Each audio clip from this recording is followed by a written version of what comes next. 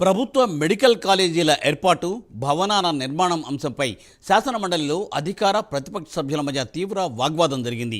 ప్రభుత్వ వైఖరిని నిరసిస్తూ వైకాపా సభ్యులు వాకౌట్ చేశారు. గత ప్రభుత్వ హయాంలో అన్ని మెడికల్ కాలేజీల నిర్మాణానికి నిధులు ఒకే రకంగా ఖర్చు చేయలేదని మంత్రి సత్యకుమార్ ఒక ప్రశ్నకు సమాధానంగా చెప్పారు. పులివెందుల కాలేజీ నిర్మాణానికి 500 కోట్ల రూపాయలకు గాను 290 కోట్ల రూపాయలు ఖర్చు చేశారని మంత్రి సత్యకుమార్ వెల్లడించారు. అదే సమయంలో మార్కాపురం కాలేజీ నిర్మాణానికి కేవలం 47 కోట్ల రూపాయలు మాత్రమే ఖర్చు చేశారని ఆయన వివరించారు. పులివెందుల మాదిరిగా ఇతర కాలేజీలు సమానం కాదా అని సత్యకుమార్ ప్రశ్నించారు. దీనిపై వైసీపీ సభ్యులు మంత్రి సత్యకుమార్తో వాగ్వాదానికి దిగారు. చివరకు మంత్రి సత్యకుమార్ సమాధానానికి నిరసనగా వైసీపీ సభ్యులు సభ నుండి వాకౌట్ చేశారు. పులివెందుల్లో హాస్పిటల్ ఒకటి కట్టారు అధ్యక్ష. ఇది హాస్టల్ కళాశాల ఒక్క హాస్పిటల్ మాత్రం కట్టారు. ఈ ఫోటోలు చూడండి అధ్యక్ష, ఈ ఫోటోలు చూడండి అధ్యక్ష.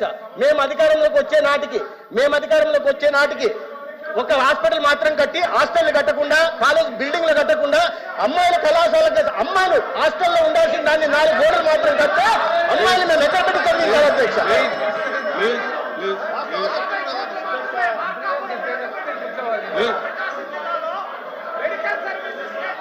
అధ్యక్ష 70% బోధనా సిబ్బంది లేకుండా, 70% బోధనా సిబ్బంది లేకుండా వైద్య విద్యను, నాణ్యమైన వైద్య విద్యను విద్యార్థులకు ఏ రకంగా అందించాలో చెప్పండి అధ్యక్ష.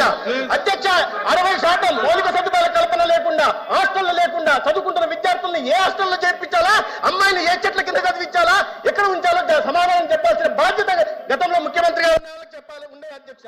కానీ నిస్సిగ్గుగా నిర్లజ్జగా ప్రతిరోజు విద్యార్థులు అపోహలు సృష్టించే ప్రయత్నం చేస్తారు అధ్యక్ష. మొన్నటికి మొన్న 8,880 కోట్లతో నేను 17 కళాశాలను నిర్మించానని నిస్సిగ్గుగా గతంలో ముఖ్యమంత్రిగా ఉంటున్న వ్యక్తి చెప్తున్నారంటే అపోహలు సృష్టించడం మంచిది కాదు అధ్యక్ష. ప్రభుత్వం ఏదైనా సరే ప్రభుత్వం ఉన్నప్పుడు తర్వాత ప్రభుత్వం బాధ్యతలు తీసుకోవాల్సింది. కానీ నేను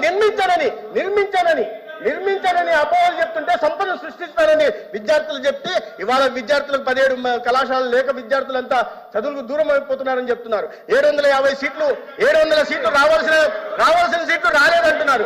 దీనికి బాధ్యత వహించాల్సింది ఎవరు? దీనికి మౌలిక సదుపాయాలు కల్పించాల్సిన బాధ్యత ఎవరిది? ఫ్యాకల్టీ డెఫిషియన్సీకి కారణం ఎవరు? సమాధానం చెప్పండి అధ్యక్ష. ఇది సమాధానం చెప్పాల్సిందిగా మీరు కోరాలి అధ్యక్ష. నేపథ్యంలో ఈ సభ నుంచి వాకౌట్ చేస్తున్నాను.